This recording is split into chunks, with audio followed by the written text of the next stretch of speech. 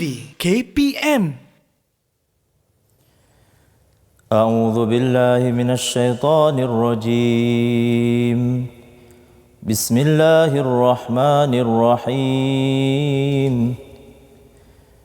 إن الله يأمر بالعدل والإحسان وإيتاء ذي القربى وينهى عن الفحشاء والمنكر والبغي يعظكم لعلكم تذكرون صدق الله العظيم. Yang bermaksud, sesungguhnya Allah menyuruh berlaku adil dan berbuat kebaikan serta memberi bantuan kepada kaum kerabat dan melarang daripada melakukan perbuatan-perbuatan yang keji dan mungkar serta kezaliman. Ia mengajar kamu dengan suruhan dan larangannya ini supaya kamu mengambil peringatan mematuhinya.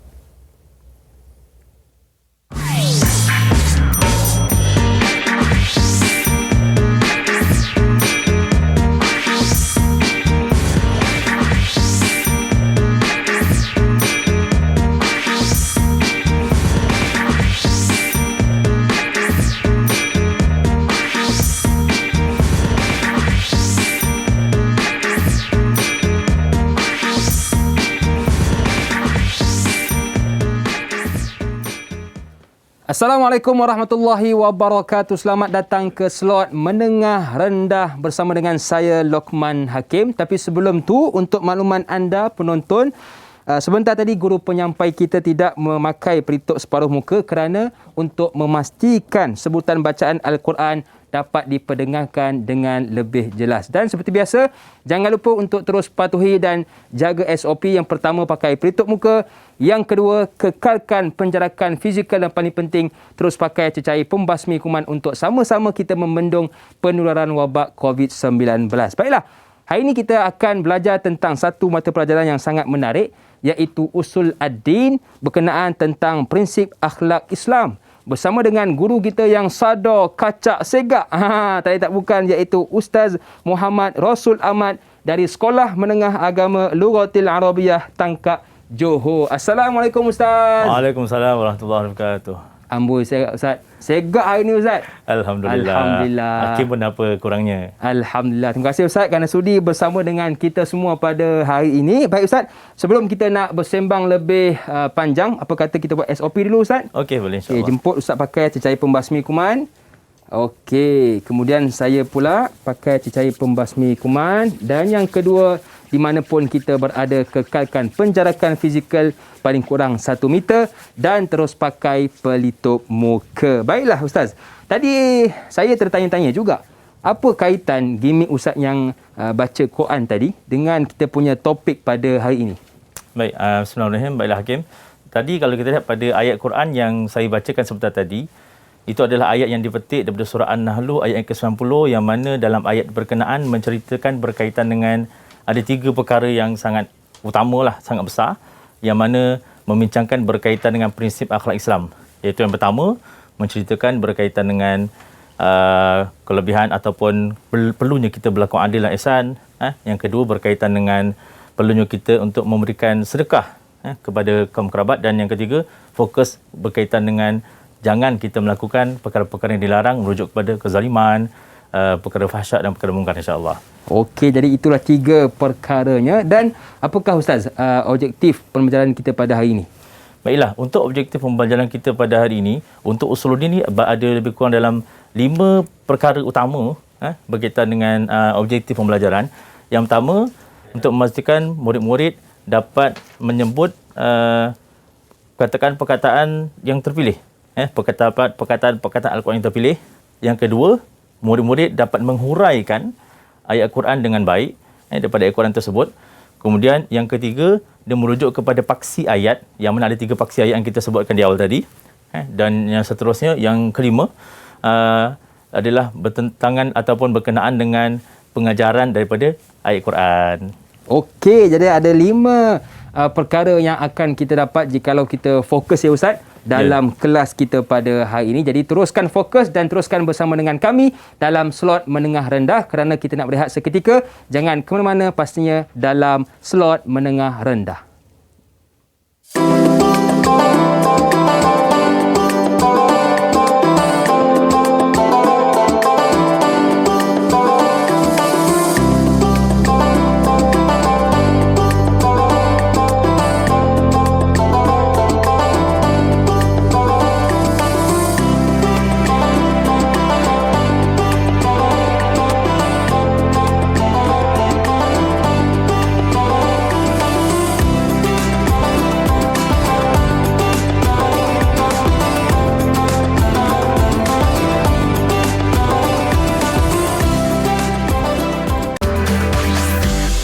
TV KPM.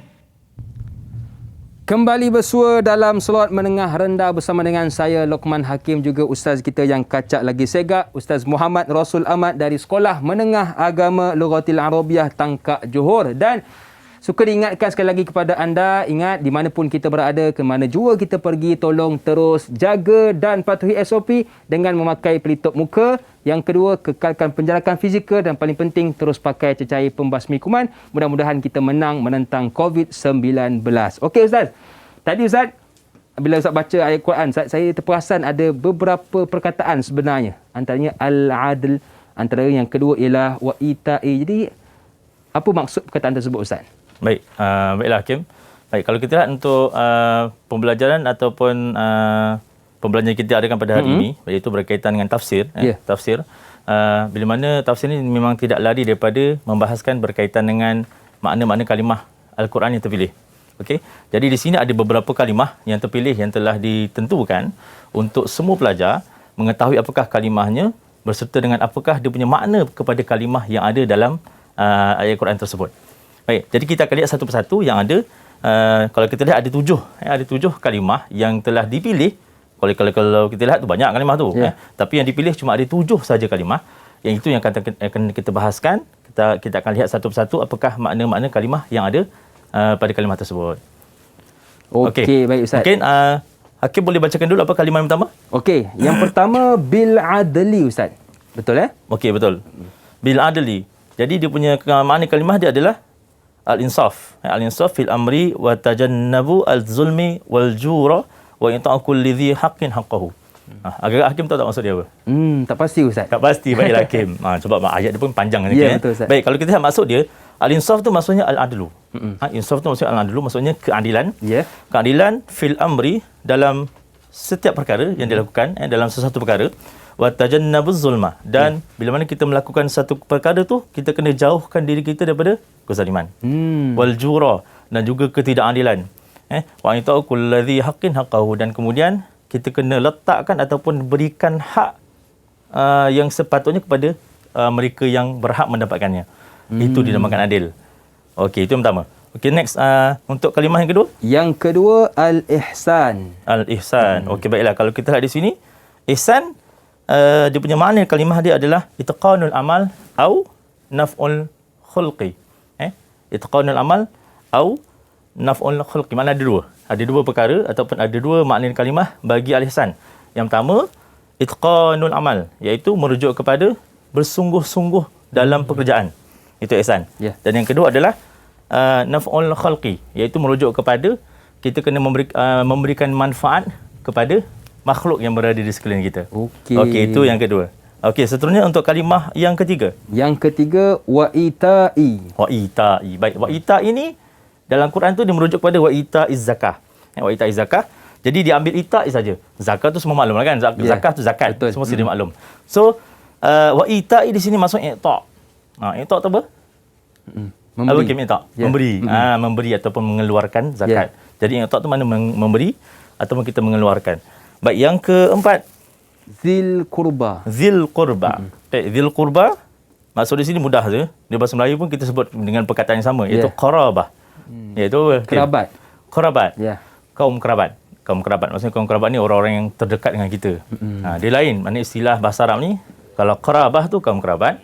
Kalau sahabat. Kalau manusia lain selain daripada kaum kerabat tu tidak dinamakan sebagai kerabat. Kemudian yang kelima. Al-fahsya'i. Al-fahsya'i. Fahsya ni adalah kalau dinyatakan di situ az-dzunub al-mufritah fil qabhi. Dosa-dosa yang mana al-mufritah, yang dilakukan secara melampaui melampaui batas, fil qabhi, dalam keburukan dosa tersebut. Sebab dosa ni banyak.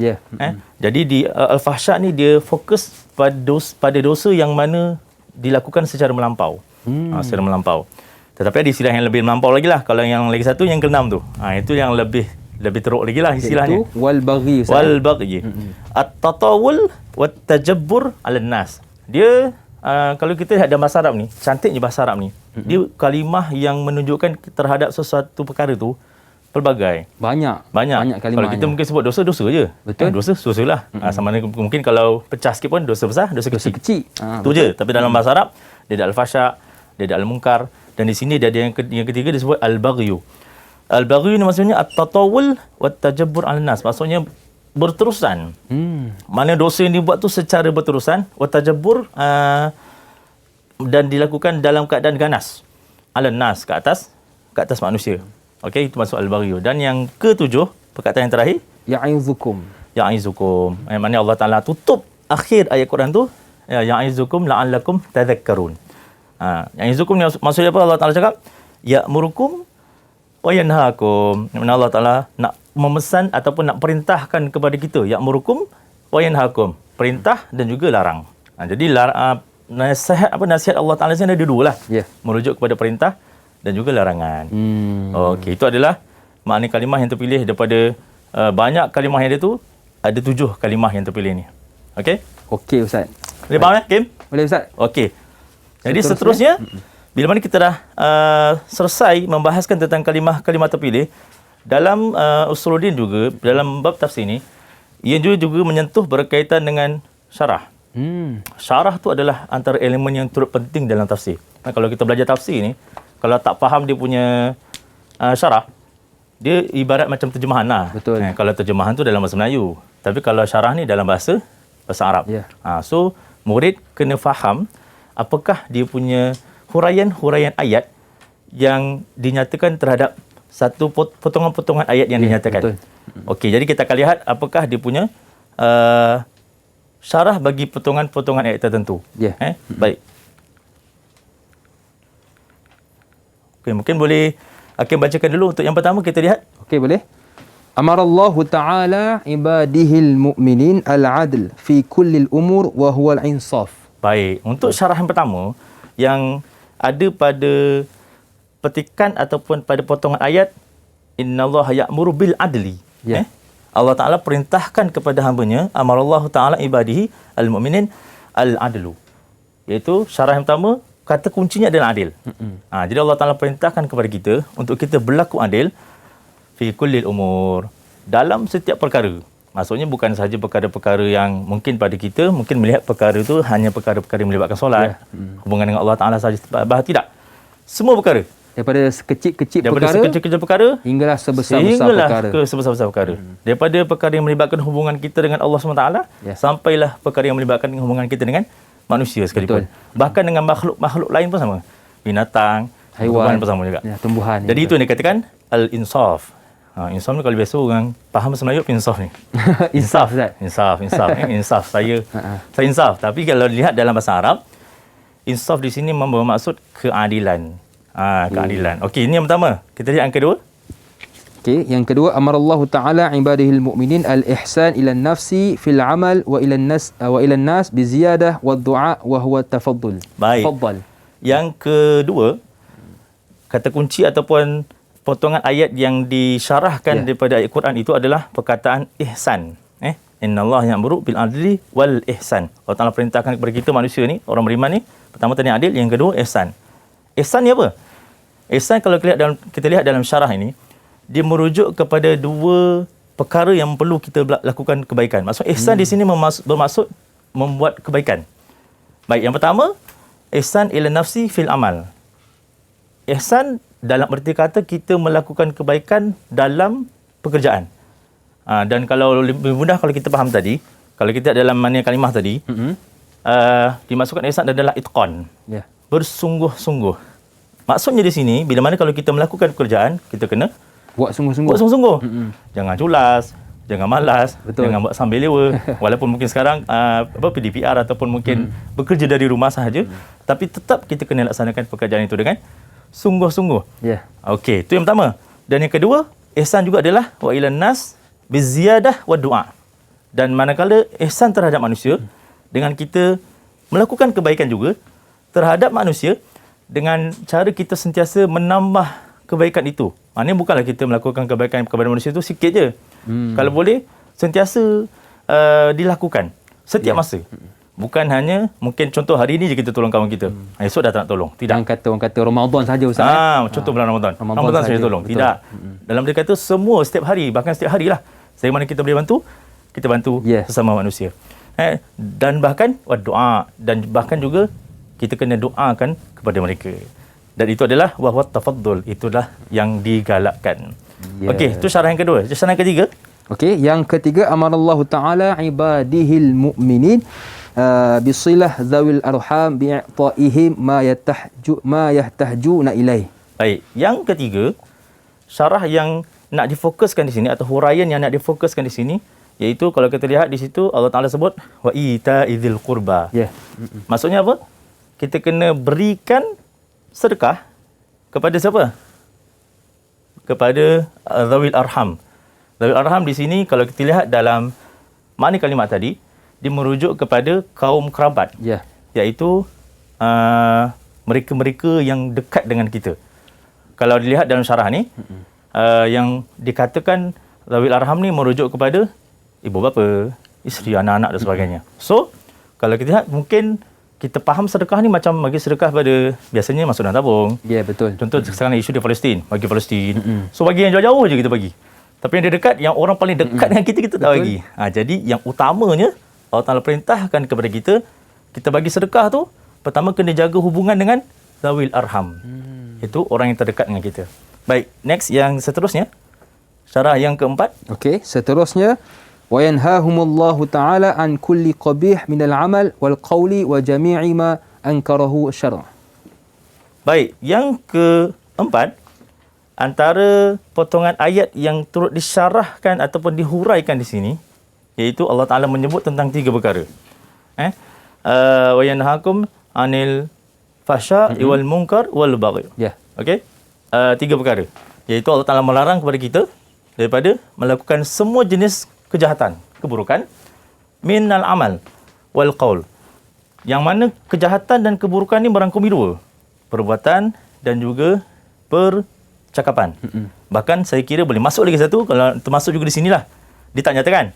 Iaitu wa jami'u ma ankarahu syar'i. Dan apa sahaja atau semua perkara yang dimurkai oleh syarak. So contoh macam sekarang, mungkin kalau ada orang yang nak berhujah, pada itu kita tulis kat Facebook, tak kira lah kejahatan. Tidak.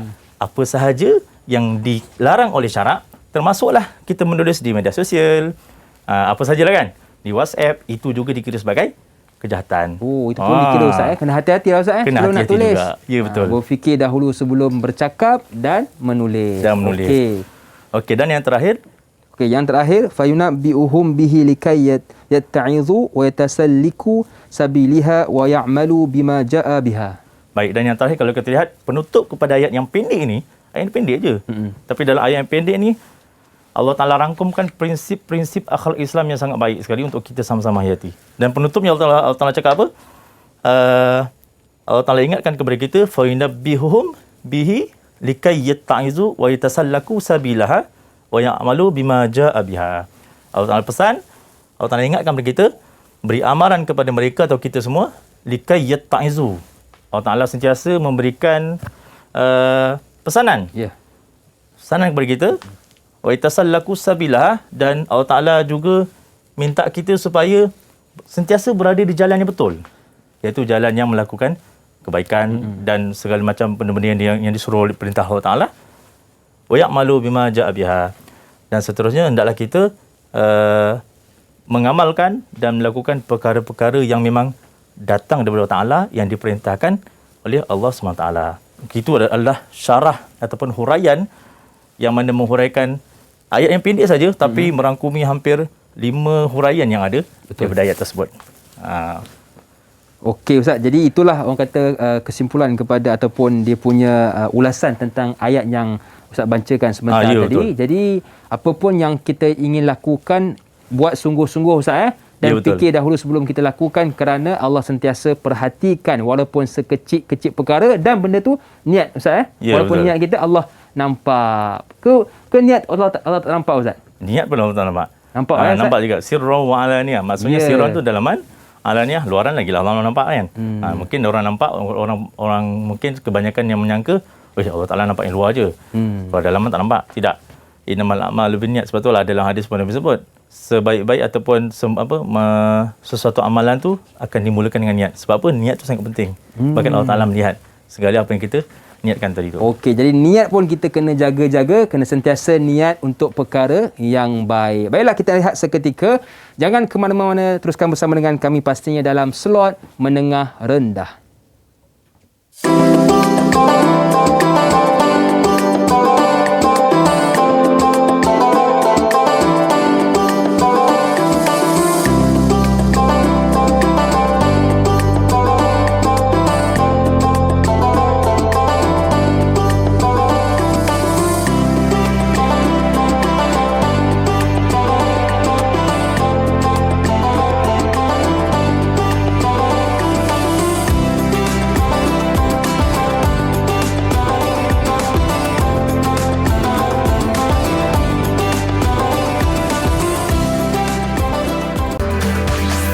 Didik TV KPM.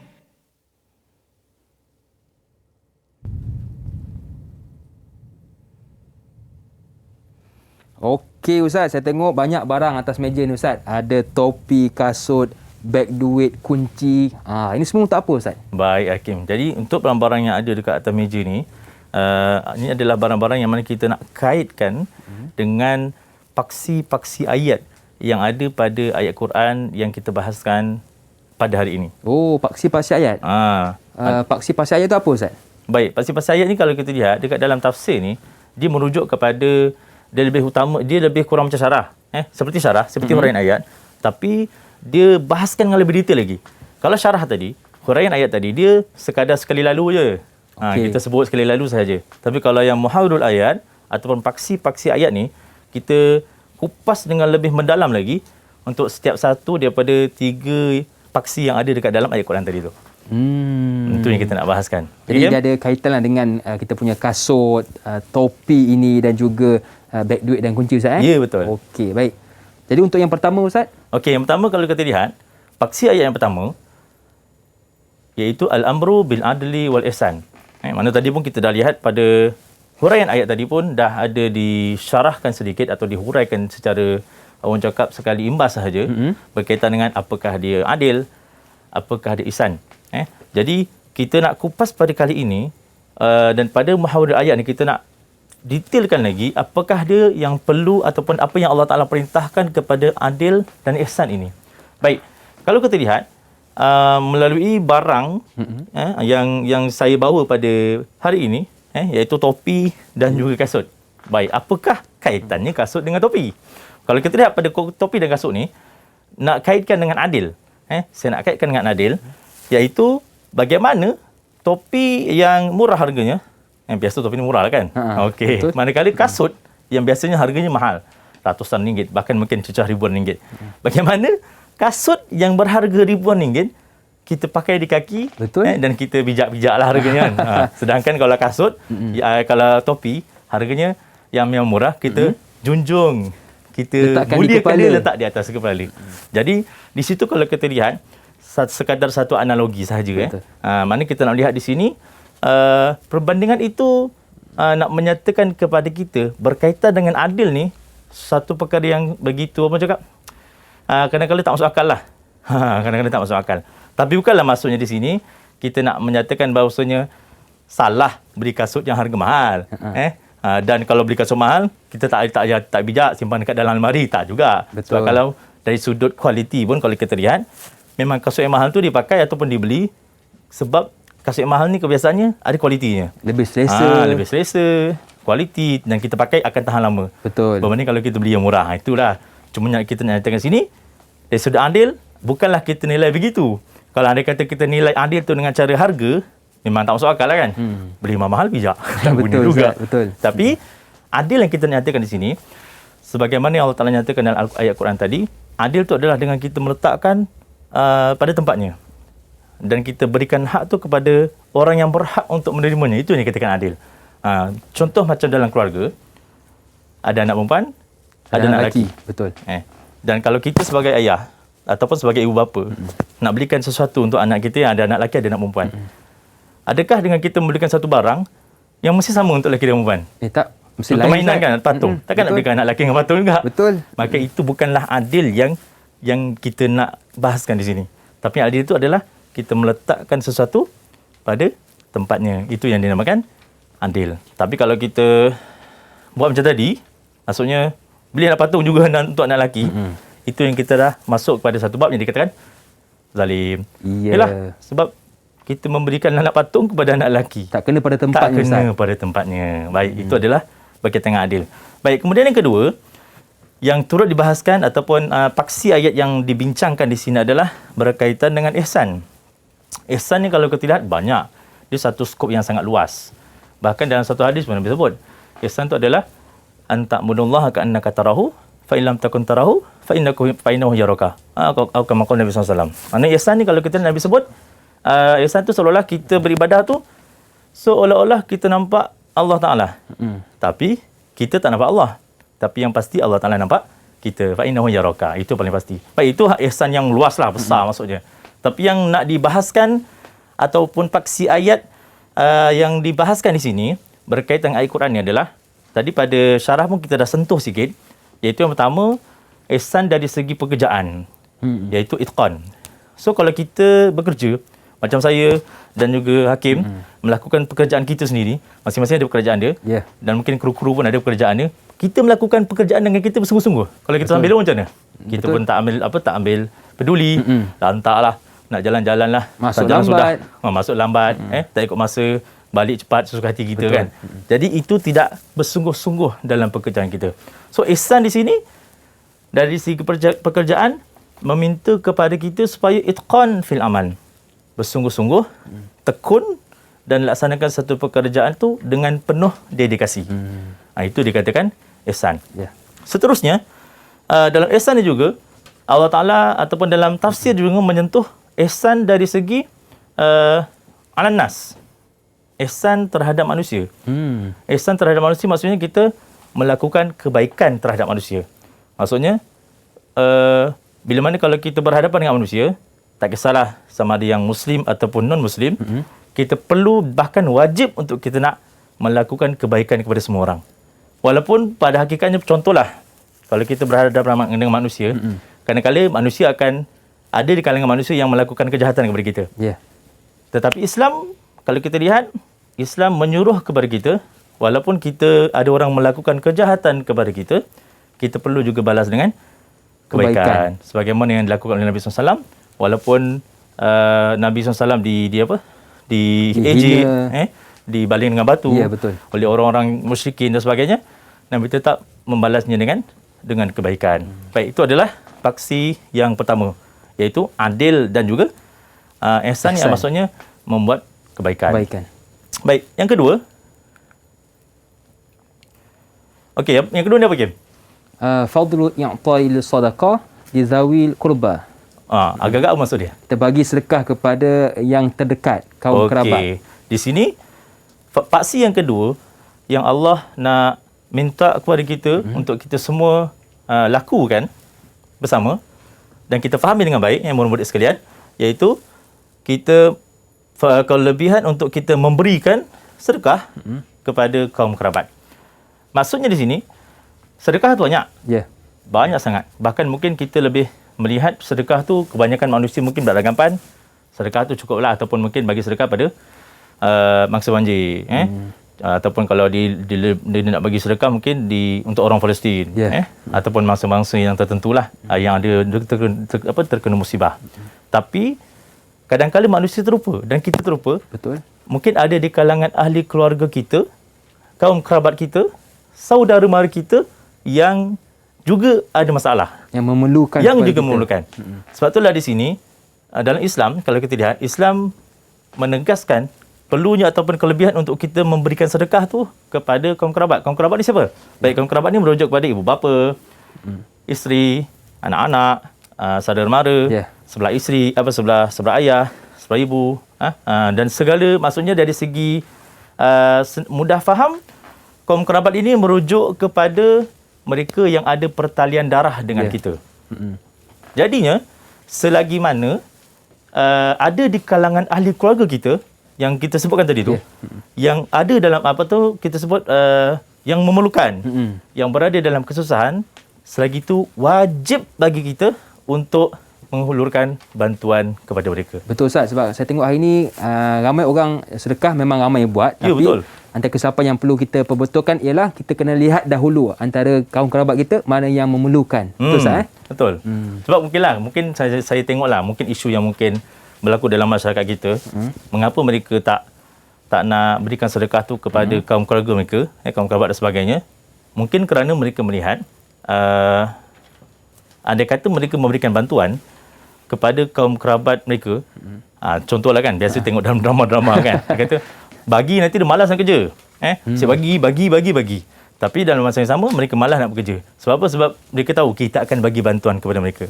Jadi itu mungkin antara alasan yang biasa kedengaran lah. Mereka-mereka yang bukan tak nak, dia pernah bagi, tapi bila mana dah bagi sekali, istilahnya dah bagi minta lutut, minta lutut pula, macam itulah istilahnya. Maksudnya dah bagi betis, dah bagi betis minta paha, macam tu. Maksudnya betul.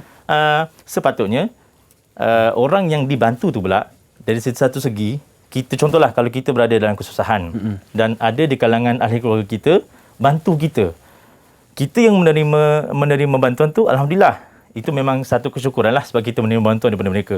Tapi dalam masa yang sama, kita selaku orang yang menerima bantuan, kita juga kena usaha untuk nak mengubah dari segi kita punya kehidupan. Takkanlah kita nak berharap daripada bantuan semata-mata, macam itulah. Tapi ala kuliah, dari segi kelebihan bersedekah ni, sebaik-baiknya kita usahakan pastikan di kalangan kaum kerabat kita, ahli keluarga, isteri, anak-anak terutamanya lah, ibu bapa dan sebagainya, adik-beradik kita, mereka semua tu tidak berada dalam kesusahan. Sebelum kita nak bagi sedekah pada orang lain, kawan-kawan kita ke, nak bagi sedekah kepada Palestin ke dan sebagainya, pastikan kaum kerabat kita tak ada yang tercicir daripada menerima bantuan tersebut. Ini paksi yang kedua Ustaz Ya, ini paksi yang kedua. Yang ketiga bagaimana pula Ustaz? Baik, manakala yang ketiga pula, ini sikit panjang sikitlah. Dan sedikit dia merujuk kepada ataupun nak membahaskan pada tiga perkara. Iaitu an-nahyu anil fahsya wal munkar wal baghi. Nampak pendek kan? Dia ada kaitan ke Ustaz dengan kita punya ni ya betul, baiklah. Jadi kalau kita lihat untuk an-nahyu anil fahsya wal munkar wal baghi ni, dia merujuk kepada kejahatan. Kejahatan, segala macam perkara-perkara mungkar dan juga segala perkara-perkara yang melampau. Dan dia merujuk kepada tiga perkara yang berbeza. Fahsyak lain, mungkar lain, baghi pun lain. Kalau setakat yang Hakim faham agak-agak apa beza ni antara ketiga-ketiga selain daripada beza dari sudut perkataan lah? Iaitu dari sudut dia punya kesilapan Ustaz. Fahsya itu, bab kata Ustaz tadi, dia fahsya kesilapan yang tidaklah seteruk seperti baghi tadi Ustaz. Yang lebih tersasar, yang orang kata buat dalam keadaan yang ganas selalu. Betul ke Ustaz? Okey, betul. Cumanya di sini kalau kita lihat dalam mani kalimah tu disebutkan fahsya dan juga baghi saja. Tapi mungkar tidak dinyatakan. Sebab apa? Sebab mungkar ni biasa kita dengar. Dalam Quran pun Allah Taala biasa sebut mungkar. Cegah kemungkaran. Kenapa? Amar ma'ruf nahi munkar. Ya, betul. So, majoriti di kalangan kita jelas. Tapi kita kena faham jugalah apakah beza di antara ketiga-tiga istilah ini. Baik, untuk fahsya ni, kalau kita lihat dalam tafsir ini menjelaskan, fahsya ni merujuk kepada perkara-perkara yang melibatkan kejahatan dari segi perbuatan dan juga percakapan. Dua tu Ustaz? Dua tu. Perbuatan, percakapan dan perbuatan. Tetapi, dari konteks ayat ini, dia punya fokus dia lebih merujuk kepada zina. Sebab itulah kalau kita lihat, ayat berkaitan dengan zina pun Allah Taala sebut, wala taqrabuz zina innahu kana fahishah.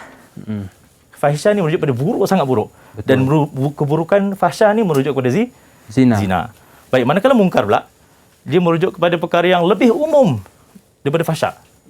Maksudnya dia kemungkaran yang termasuklah zina pun masuk situ, mencuri pun masuk sama. Segala bentuk kejahatan berada dalam mungkar. Manakala fahsya ni hanya merujuk kepada zina sahaja kalau diikut pada tafsir tersebut. Dan yang terakhir, baghyun ni merujuk kepada sesuatu yang melampaui batas. Maksudnya kalau kita lihat perbuatan-perbuatan yang dilakukan oleh manusia ni, mungkin biasalah contoh.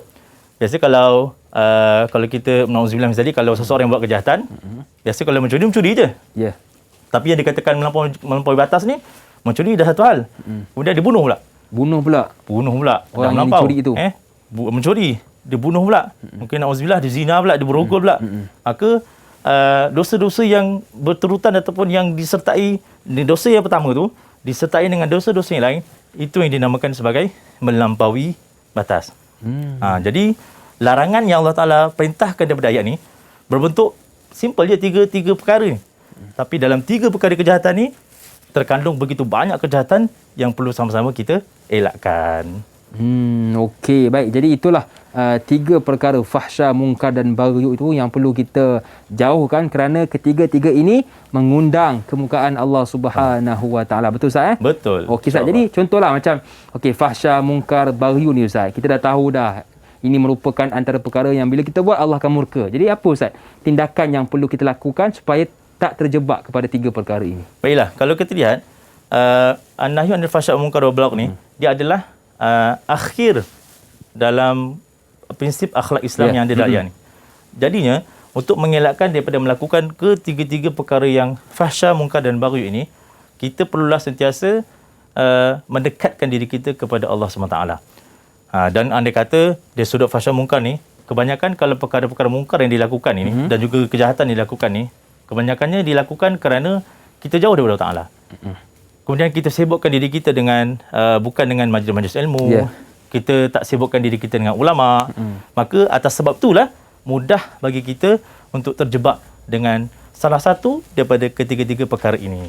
Okey, jadi untuk kita dijauhkan daripada tiga perkara ini, jom sama-sama kita dekatkan diri dengan Allah Subhanahu Wa Taala. Baiklah, banyak lagi yang ingin kita bincangkan bersama dengan ustaz kita, tetapi kita nak rehat seketika. Boleh ke ustaz? Boleh, insya-Allah. Jangan ke mana-mana, teruskan bersama dengan kami pastinya dalam slot menengah rendah.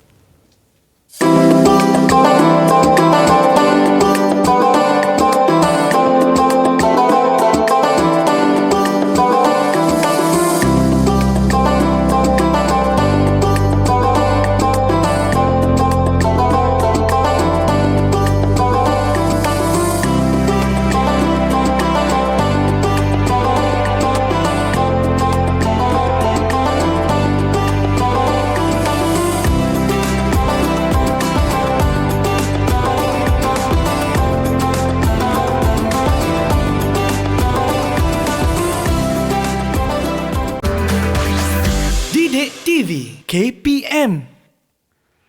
Masih lagi bersama dengan saya Luqman Hakim, juga Ustaz Muhammad Rasul Ahmad dari Sekolah Menengah Agama Lughatil Arabiah Tangkak Johor. Baiklah Ustaz, banyak yang telah kita belajar pada hari ini dari sudut ma'anil kalimah mukhtarahnya, syarah ayatnya, mahawirul ayat, paksi ayatnya. Jadi Ustaz, kita pun sudah berada di penghujung kelas. Apakah pengajaran ayat yang boleh kita ambil Ustaz? Baiklah Hakim. Jadi untuk akhir bagi pembelajaran berkaitan dengan bab tafsir ini, kebiasaannya pelajar akan diuji dan akan ditanya berkaitan dengan apakah pengajaran yang akan diperolehi daripada pembelajaran tafsir. Baik, untuk pengajaran yang ada daripada tafsir ini, ada tiga pengajaran utama yang kita boleh ambil sebagai poin penting untuk sama-sama dihayati dan seterusnya diamalkan. Baik, kita lihat yang pertama. Okay, apa yang pertama, Kim? Yang pertama, bayanu ajma'u ayah lil khairi wasyarri min fi Quran. Man fil Quran. Man fil Quran. Baik. Yang pertama adalah bayan ajma'ul ayatu lil khair wasyarri man fil Quran. Iaitu menerangkan ajma'u ayat, keseluruhan ayat yang ada dekat dalam Al-Quran ni, ayatul lil khair wasyarr. Ayat-ayat yang menceritakan tentang perkara-perkara yang baik, wasyarri, dan perkara-perkara yang buruk. man fil Quran, dan apa sahaja dan sesiapa sahaja yang disebut di dalam Al-Quran. Jadi kalau lihat dalam Al-Quran ni penuh dengan peringatan daripada Allah Taala dan juga penuh dengan puji-pujian, perkara-perkara baik yang Allah Taala sebutkan. Jadi untuk ayat yang sangat pendek ini pun di sana ada perkara-perkara ataupun perkara-perkara baik yang Allah Taala ingatkan, juga ada perkara-perkara buruk yang Allah Taala pesan kepada kita supaya kita tidak melakukannya. Baik, seterusnya yang kedua. Okey, yang kedua tahrimul baghyu wa huwa aladhu bi jami'i surihi wa ashkalihi. Baik, yang kedua pula pengajaran yang kita boleh ambil daripada pengajaran ayat ini iaitu tahrimul baghyi wa huwa aladhu bi jami'i surihi wa ashkalihi. Maksudnya apa? Tahrim, pengharaman ataupun haram untuk kita melakukan al-baghyu, untuk kita melakukan perkara-perkara yang disebut sebagai perkara yang melampaui batas, wa huwa aladhu. Dan sesungguhnya baghyu ni adalah, atau pengharaman tentang baghyu ni adalah alazzu, yang paling ketat, yang paling dahsyat sekali, maknanya sangat-sangat ditekankan, bi jami'i suwarihi wa ashkali, yang mana pengharaman untuk baghyu ni dia merangkumi semua bentuk, semua bentuk gambaran-gambaran dan juga semua bentuk. Maksudnya baghyu ni sangat luas. Dia punya kejahatan yang dilakukan ni kadang-kadang kita tak boleh fikir. Kadang-kadang manusia melakukan kejahatan yang melampau ni sampai tak terfikir di akal kita. Kalau kita lihat dalam berita macam-macam lah kan. Kerana perkara remeh, tapi kejahatan yang dilakukan sampai melampau-lampau kan. Okey, itu yang kedua. Maksudnya Allah Taala melarang kita bukan setakat yang mungkar dan juga fahsyak. Al-baghi ni yang tekankan. Kerana baghi ni dia bukan setakat satu kejahatan, tapi dia kejahatan tu satu tapi melampau. Lebih hebat daripada fahsyak dan juga mungkar. Baik, yang ketiga pengajarannya. Yang ketiga, wujubul adlu wal ihsan wa i'ta'i dzawil qurba huquqihimul wajibah minal barri was silah. Baik, yang ketiga pengajaran yang perlu kita fahami dan kita ambil perhatian iaitu tadi diharamkan kepada kita untuk kita nak melakukan perkara yang melampaui batas. Kemudian yang wajib bagi kita pula wujubul adli wal ihsan. Iaitu pertama, wajib bagi kita melakukan ataupun berlaku adil dalam segenap perkara yang dilakukan. Kemudian ihsan, dan kita berbuat baik dalam pekerjaan sesama manusia. Kemudian seterusnya wa i'ta'i dzawil qurba. Kemudian kita bersedekah kepada siapa? Kepada kaum kerabat yang terdekat dengan kita.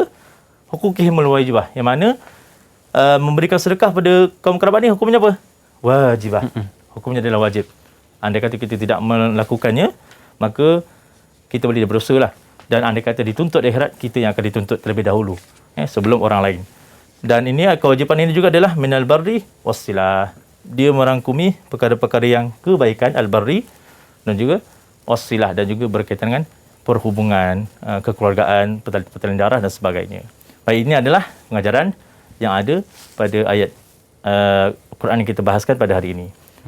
Baik, seterusnya Kim, untuk akhirnya kesimpulan, saya nak ulang balik. Sama-sama kita nak ulang balik daripada awal tadi, berkaitan dengan makna kalimat, berkaitan dengan syarah, kemudian berkaitan dengan muhawir ayat, dan juga yang terakhir berkaitan dengan pengajaran. Jadi, cuba Hakim sebutkan dua daripada pengajaran, dua daripada makna kalimat yang Hakim boleh ingat. Antara yang saya ingat ialah yang pertama, wa ita'i. Iaitu i'ta'i. Maknanya iaitu kita memberi. Okey. Yang kedua? Yang kedua ialah zil qurba ataupun qarabah, iaitu kerabat, kaum kerabat kita yang terdekat. Kaum kerabat. Okey, baiklah, bagus. Seterusnya kita lihat pula syarah. Mungkin Hakim boleh berikan dua daripada syarah yang ada. Yang pertama yang saya faham berdasarkan syarah ayat ini ialah yang pertama, amarallahu ta'ala ibadihil mu'minin al-adlu fi kullil umur wa huwa insaf. Iaitu hendaklah Allah mengarahkan kita untuk berlaku adil pada setiap perkara dengan penuh keadilan. Dengan penuh keadilan. Baik, mana kita kena lakukan adil pada semua perkara. Yang seterusnya, apa lagi huraian yang boleh diberikan? Amarallahu ta'ala ibadihil mu'minin bisilah zawil arham bi'a'ta'ihim ma yahtajuna ilaih. Iaitu Allah mengarahkan kita untuk kita menjaga hubungan baik silaturahim kita dengan adik-beradik dengan memberikan apa yang mereka perlukan. Ya, betul. Maksudnya merujuk kepada sedekah. Hendaklah kita beri sedekah kepada kaum kerabat, adik-beradik. Okey, seterusnya kita lihat pula di sana ada 3 paksi. Dan paksi itu memang panjang lebar lah. Saya minta Hakim cuma jelaskan satu sahaja paksi yang difokuskan pada ayat Quran yang pendek ini.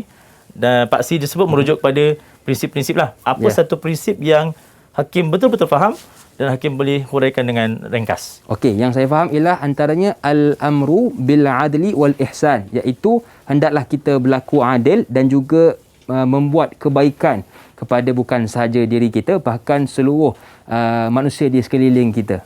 Okey, bagus Hakim. Jadi itu adalah salah satunya adalah ihsan. Ya, betul. Okey, bahkan kalau lihat banyak lagi lah dia punya paksi dia, prinsip dia. Baik, dan yang terakhir adalah pengajaran. Okey, apakah pengajaran yang paling mudah yang Hakim boleh ambil daripada sesi pembelajaran kita pada hari ini?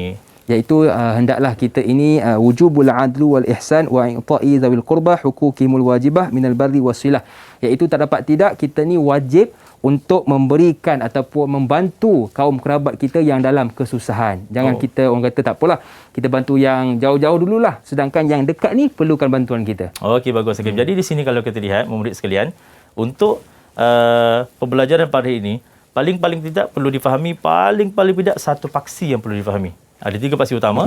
Paling tidak satu daripadanya kalau dapat difahami dengan baik, maka insya-Allah paling tidak boleh difahami dengan keseluruhan cerita itu akan difahami dengan baik. Tapi kalau satu cerita pun ataupun satu paksi pun atau satu prinsip daripada ketiga-tiga prinsip tu murid masih belum mampu nak berikan satu jawapan dengan baik, maka di situ mungkin dari segi pembelajaran itu masih belum sempurna. Jadi alhamdulillah pada hari ini Hakim berjaya untuk nak memberikan satu satu penceritaan berkaitan dengan pembelajaran yang kita lakukan pada hari ini. Okey, baik, terima kasih Ustaz. Tapi Ustaz, di mana kita boleh dapatkan bahan-bahan pembelajaran ni? Baiklah, untuk bahan-bahan pembelajaran dan juga segala bentuk latihan untuk berkaitan dengan semua tajuk pembelajaran untuk menengah rendah ni, kita boleh dapatkan di laman web sumberku yang dikeluarkan di bawah Kementerian Pendidikan Malaysia. Okey, baik. Terima kasihlah kepada Ustaz Muhammad Rasul Ahmad yang sudi bersama dengan kita pada hari ini dari Sekolah Menengah Agama Lughatil Arabiah Tangkak Johor, juga kepada anda yang menonton dari rumah. Jadi akhir kata, senyum nampak gigi, ada rezeki, jumpa lagi. Assalamualaikum warahmatullahi wabarakatuh. Bye-bye.